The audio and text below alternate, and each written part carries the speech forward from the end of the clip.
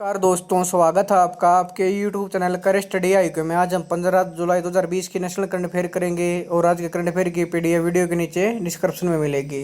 प्रश्न का पहला प्रश्न है, हाल ही में हिमाचल प्रदेश के किस पुलिस थाने को देश और राज्य के सर्वश्रेष्ठ पुलिस थाने का दर्जा दिया गया? प्रश्न शिमला, नादौन, धर्मशाला, इनमें से कोई नहीं। इसका सही आंसर है नादौन। हिमाचल प्रदेश के नादौन पुलिस थाने को देश और राज्य के सर्वश्रेष्ठ पुलिस थाने का दर्जा दिया गया है। नादौन पुलिस थाना हिमाचल प्रदेश के हमीरपुर जिले में स्थित है।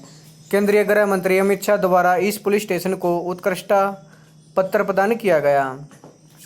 पुलिस थाने को रैंकिंग भारत सरकार के गृह मंत्रालय द्वारा प्रदान की जाती है, जिसे हाल ही में केंद्रीय गृह मंत्री द्वारा डीजीपी सम्मेलन के दौरान एक समारोह में जारी किया गया था। हिमाचल प्रदेश के मुख्यमंत्री जयराम ठाकुर, इसके राज्यपाल हैं बंडारू दत्तात्रेय। अगला प्रश्न है, हाल ही में किसने ब्राजील के अमेजोनिया 1 उपग्रह को लॉन्च करने की घोषणा की? प्रश्न है इसरो, डीआरडीओ, आईसीएमआर, आईसीसीआर। इसका सही आंसर है इसरो ने। भारतीय अंतरिक्ष अनुसंधान संगठन इसरो ने ब्राजील के अमेजोनिया 1 उपग्रह को लॉन्च करने की घोषणा की है। इस उपग्रह को पोलर सैटेलाइट लॉन्च व्हीकल पर अगस्त 2020 तक मुख्य पेलोड के रूप में लोड किया जाएगा। इस उपग्रह का स्थानीय रूप से ब्राजील में डिजाइन और परीक्षण किया गया है। यह पृथ्वी अवलोकन वाला पहला ग्रह होगा। अमेजोनिया 1 उपग्रह के बारे में, पीएसएलवी द्वारा लॉन्च किया जाने वाला अमेजोनिया 1 उपग्रह अमेजन के वनों की कटाई की निगरानी और अवलोकन करने में मददगार साबित होगा।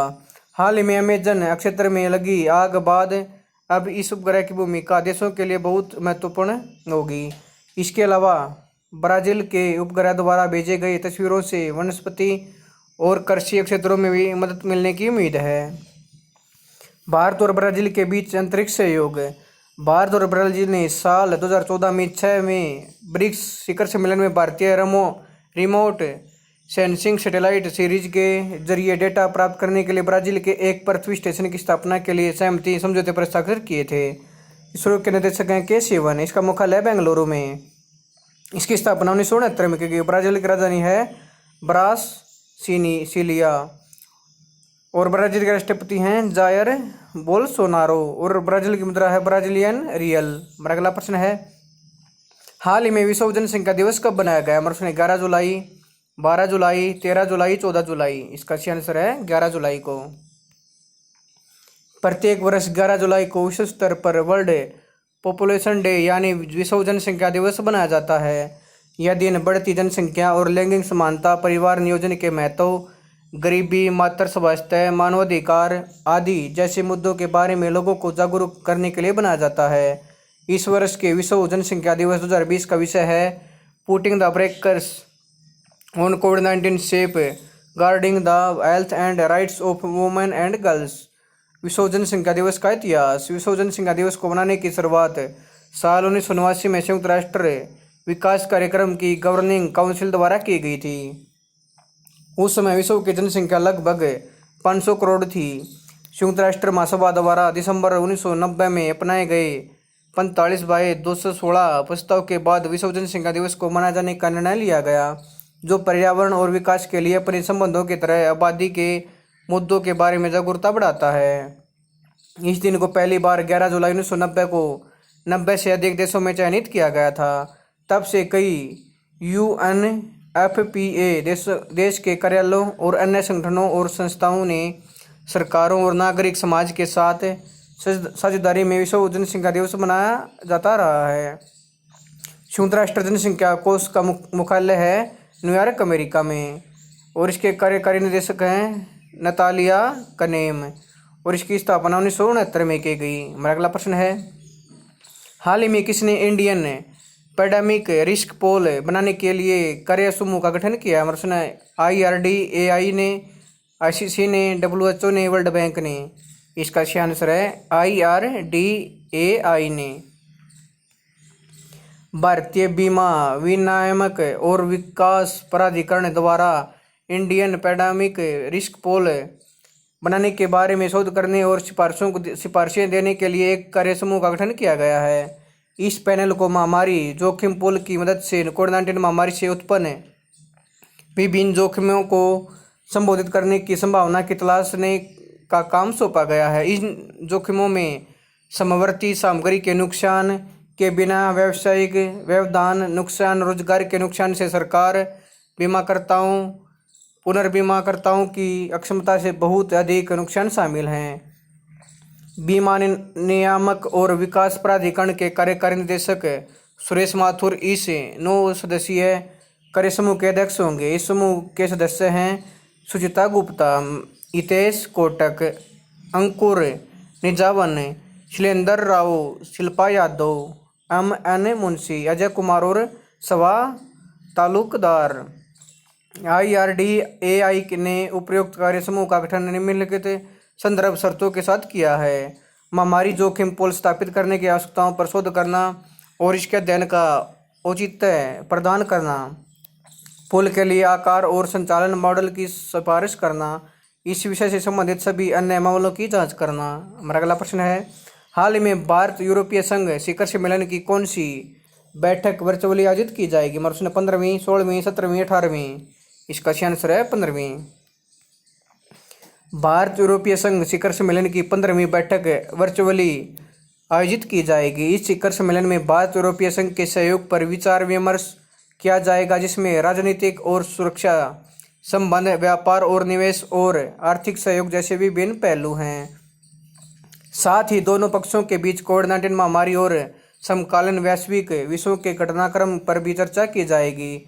प्रधानमंत्री नरेंद्र मोदी, यूरोपीय आयोग के अध्यक्ष अर्सुला वान डेर लेयन और यूरोपीय परिषद के अध्यक्ष चार्ल्स मिशेल वर्चुअली आयोजित होने वाले भारत यूरोपीय संघ शिखर सम्मेलन की 15वीं बैठक की अध्यक्षता करेंगे। हमारा अगला प्रश्न है, हाल ही में किसके द्वारा आत्मनिर्भर skilled employee mapping digital platform को शुरू किया गया है?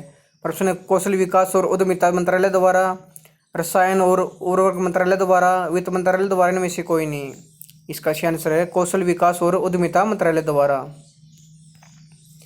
कौशल विकास और उद्यमिता मंत्रालय द्वारा आर्टिफिशियल इंटेलिजेंस आधारित आत्मनिर्भर skilled employee mapping digital platform को शुरू किया गया है।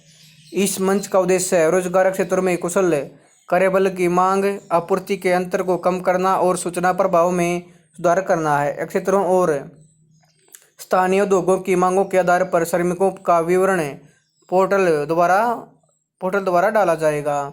एससीएम पोर्टल स्थायी आजीविका के अवसरों को तलाशने में कुशल लोगों की सहायता करेगा।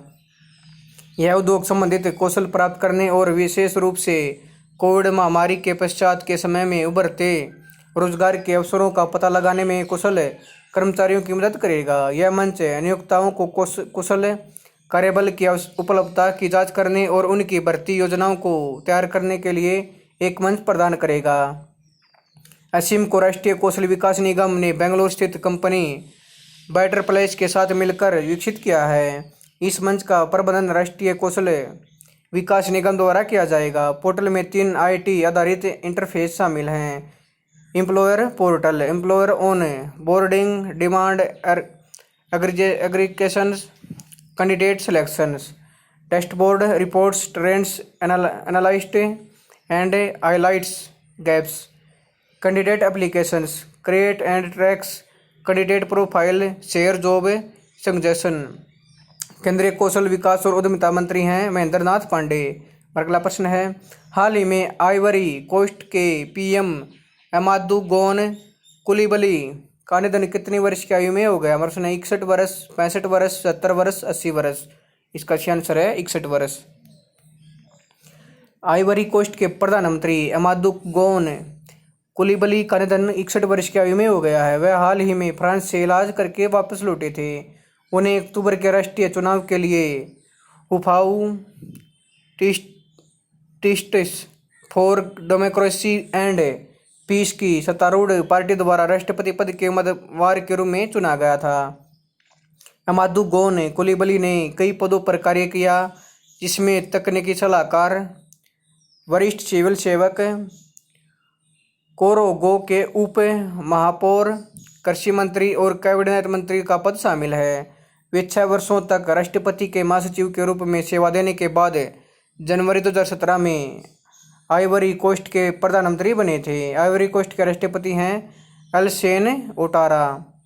इसकी राजधानी है यामोसुक्रो। यह है राजनीतिक राजधानी, और इसकी आर्थिक राजधानी है अबिजान। हमारा अगला प्रश्न है, हाल ही में 2020 का EU green building leadership award किसको मिला है? हमारे ऑप्शन है DRDO को, इसरो को, IOC को, ICMR को। इसका सही आंसर है IOC को। अंतर्राष्ट्रीय ओलंपिक समिति ने घोषणा की है कि लुसाने में स्थित उसके एक मुख्यालय को यूरोपीय 2020 US green building council leadership award दिया गया है। ओलंपिक हाउस इसके पास सबसे दुर्गम लीड प्लेटिनियम प्रमाण भी है, दुनिया की सबसे मजबूत इमारतों में से एक है। ओलंपिक हाउस किसी भी लीड V4 सर्टिफाइड नई निर्माण परियोजनाओं के लिए अब तक सबसे अधिक अंक प्राप्त करने वाला पहला अंतर्राष्ट्रीय मुख्यालय होने के साथ साथ स्विस सस्टेनेबल कंस्ट्रक्शन स्टैंडर्ड्स में अधिकतम लेवल प्राप्त करने वाला दूसरा भवन भी है। IOC कार्यालय को यह पुरस्कार क्यों दिया जाता है? इस ओलंपिक हाउस का उद्घाटन पिछले साल 23 जून को हुआ था, जो स्थिरता के लिए IOC की मजबूत प्रतिबद्धता का प्रतीक है। इसमें अपने उपयोगकर्ताओं के स्वास्थ्य और भलाई को अनुकूलित के लिए ऊर्जा और पानी की दक्षता में सख्त मापदंड शामिल हैं। ओलंपिक हाउस अपने संचालन के संदर्भ में प्रभावशाली परिणाम दे रहा है। पूर्व IOC भवन की तुलना में ऊर्जा की खपत और गैर पुनः उपयोग योग्य कार्यालय के कचरे में आधे की कटौती की है। यह इमारत नवीकरणीय ऊर्जा द्वारा संचालित है, जिसका कुछ हिस्सा साइट पर उत्पादन किया जाता है। ओलंपिक भवन निर्माण के लिए 95% वेस्ट का रिसाइकल्ड किया गया था और पूर्व IOC भवन को 95% से अधिक वेस्ट को पुनर्नवीनीकरणीय या पुनः उपयोग किया गया था। भवन के निर्माण और संचालन से कार्बन उत्सर्जन को IOC DOW कार्बन साझेदारी के माध्यम से आपूर्ति की गई थी। European US green buildings council leadership awards के बारे में USGBC द्वारा इस पुरस्कार की घोषणा की गई। इसे दुनिया भर के क्षेत्रों में स्थायी, स्वस्थ और लचीला इमारतों, शहरों और समुदायों के विकास को आगे बढ़ाने वाले के लिए दिया जाता है। यह उन 5 संगठनों को दिया जाता है जो समुदाय के सुधार, मानव स्वास्थ्य और कल्याण का समर्थन करने और सभी के लिए अधिक बेहतर भविष्य में योगदान के लिए लीड के उपयोग का आदर्श होता है। अंतर्राष्ट्रीय ओलंपिक समिति का मुख्यालय है लोजेन, स्विट्जरलैंड में। इसके अध्यक्ष है थॉमस बाक। हमारा अगला प्रश्न है, हाल ही में लीजेंडरी म्यूजिशियन चार्ली डेनियल का निधन हो गया है, वे कौन थे? हमारा प्रश्न संगीतकार, लेखक, पत्रकार, इनमें से कोई नहीं। इसका सही आंसर है संगीतकार। Country music hall of fame में शामिल संगीतकार चार्ली डेनियल का निधन हो गया है। वे कंट्री म्यूजिक और दक्षिणी रॉक आइकन थे, जिन्होंने long heard country boy in America जैसे गीतों से दशकों तक दर्शकों का मनोरंजन किया। साथ ही इसमें उनकी सबसे प्रसिद्ध fiddle tune The Devil Went Down to Georgia, जिसके लिए उन्हें 1979 में एकमात्र ग्रैमी अवार्ड से नवाजा गया था। उन्हें 2016 में country music hall of fame में शामिल किया गया। हमारा अगला प्रश्न है, हाल ही में IIT एलुमनी काउंसिल ने कोविड-19 और रोगी डेटा विश्लेषण पर शोध करने के लिए किसके साथ साझेदारी की है? हमारा प्रश्न CSIR, IGIB, ICMR, A&B। इसका सही आंसर है A&B दोनों। IIT एलुमनी काउंसिल ने CSIR institute of genomics and integrative biology के साथ साझेदारी की है। इस साझेदारी का लक्ष्य संयुक्त रूप से कोविड-19 और रोगी डेटा विश्लेषण पर शोध करना है। इसके अलावा IIT के पूर्व छात्रों की परिषद दुनिया की सबसे बड़ी मॉलिक्यूलर नैदानिक प्रयोगशाला मेगा लैब मुंबई स्थापित करने पर भी काम कर रही है। इस साझेदारी से विश्व की सबसे बेहतर टेस्टिंग और उपचार पारिस्थितिक तंत्र तैयार करने के साथ साथ वैश्विक डेटा लीडरशिप स्थापित करने की संभावना है। आईआईटी एलुमनी काउंसिल की स्थापना वर्ष 2019 में सामाजिक महत्व की परियोजनाओं को पूरा करने के उद्देश्य के साथ की गई थी। यह देश के सभी 23 भारतीय प्रौद्योगिकी संस्थानों और उत्कृष्ट तकनीकी संस्थानों के पूर्व छात्रों और फैकल्टी का सबसे बड़ा निकाय है। इसके अलावा इसने दुनिया के सबसे बड़े वायरलोलॉजी लैब टेस्टिंग सेंटर के शुभारंभ की भी घोषणा की है, जिसमें 1 करोड़ परीक्षण करने की क्षमता है। हमारा अगला प्रश्न है, हाल ही में यूनियन बैंक ऑफ इंडिया के प्रबंध निदेशक और सीईओ राजकिरण राय का कार्यकाल आंध्र बैंक और कॉरपोरेशन बैंक के साथ चल रही इसकी विलय प्रक्रिया के मद्देनज़र कितने साल के लिए बढ़ा दिया गया है। हमारा ऑप्शन 2 साल, 3 साल, 4 साल, 5 साल। इसका सही आंसर है 2 साल। यूनियन बैंक ऑफ इंडिया के प्रबंध निदेशक और सीईओ राजकिरण राय का कार्यकाल आंध्र बैंक और कॉरपोरेशन बैंक के साथ चल रही इसकी विलय प्रक्रिया के मद्देनज़र 2 साल के लिए बढ़ा दिया गया है। राय, जिनका कार्यकाल हाल ही में समाप्त हो गया है, वे अब 31 मई 2022 तक सेवाएं देंगे। राय को 1 जुलाई 2017 को 30 जून 2020 तक 3 साल की अवधि के लिए यूनियन बैंक का प्रबंध निदेशक नियुक्त किया गया था। राय का कार्यकाल विलय की पूरी प्रक्रिया सही तरीके से करने के लिए बढ़ाया गया है।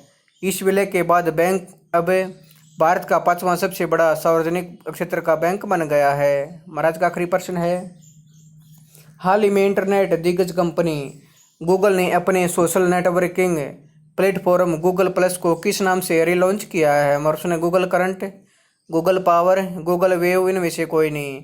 इसका सही आंसर है गूगल करंट के नाम से। इंटरनेट दिग्गज कंपनी गूगल ने अपने social networking platform Google plus को गूगल करंट नाम से रिलॉन्च किया है। गूगल करंट से एक ऐसा प्लेटफॉर्म है जो यूजर्स को अपने कलीग से कनेक्ट करने, डॉक्यूमेंट्स एक्सचेंज करने के साथ साथ ऑर्गेनाइजेशन की बाकी एक्टिविटीज़ की जानकारी यूजर्स हासिल करने में सक्षम बनाता है। इसके अलावा यह यूजर्स को संगठन के अन्य विभागों में चल रहे कामकाज की जानकारी ट्रैक करने में भी मददगार साबित होगा। वर्तमान में यह ऐप केवल GSUIT शूट ग्राहकों के लिए उपलब्ध है। टेक दिग्गज द्वारा प्लेटफॉर्म के कम उपयोग सहित कंपनी द्वारा खोजे गए कुछ सुरक्षा बग के कारण गूगल प्लस को शट डाउन करने की प्रक्रिया का ऐलान अप्रैल 2019 में किया गया था। गूगल के सीईओ हैं सुंदर पिचाई। इसका मुख्यालय कैलिफोर्निया, अमेरिका में। दोस्तों, अगर आपको वीडियो पसंद आए तो आप मेरे YouTube channel career study icon को लाइक करें, शेयर करें, सब्सक्राइब करें और इसके बेल आइकन को दबा दें ताकि आने वाली हर वीडियो का नोटिफिकेशन आपको टाइम पे मिलता रहे। धन्यवाद दोस्तों।